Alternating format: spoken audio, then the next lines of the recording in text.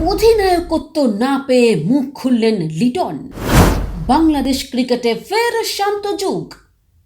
কে হবেন অধিনায়ক তামিম সাকিব যুগের পর এমন আলাপে ওপরের দিকেই থাকত লিটন দাসের নাম। এমনকি বেশ কিছু ম্যাচে দলকে নেতৃত্বও দিয়েছেন তিনি।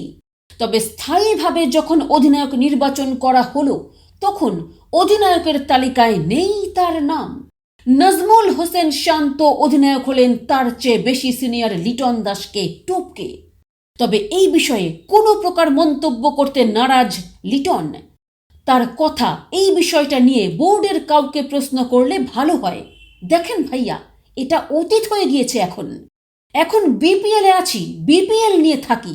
যেহেতু ইতিমধ্যে নতুন অধিনায়ক ঘোষণা করে দিয়েছে, এখানে তো কথা বলার মতো কিছু নেই। অধিনায়ক হওয়ার অভিপ্রায় ছিল কিনা তা এখন বলাটা মুশকিল। লিটনের কথায় সে ইঙ্গিতটা আছে।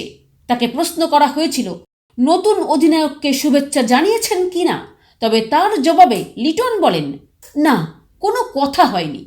আজকের ম্যাচের আগ পর্যন্ত এবারের বিপিএলে রান পেয়েছিলেন মোটে একদিন, তাও খেলেছিলেন 40 একটা ইনিংস।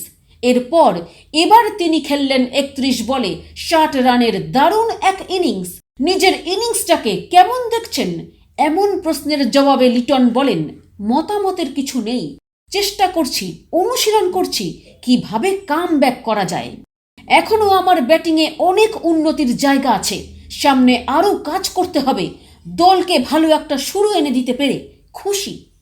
ব্যুরো রিপোর্ট, উত্তরের জ্যোতি নিউজ।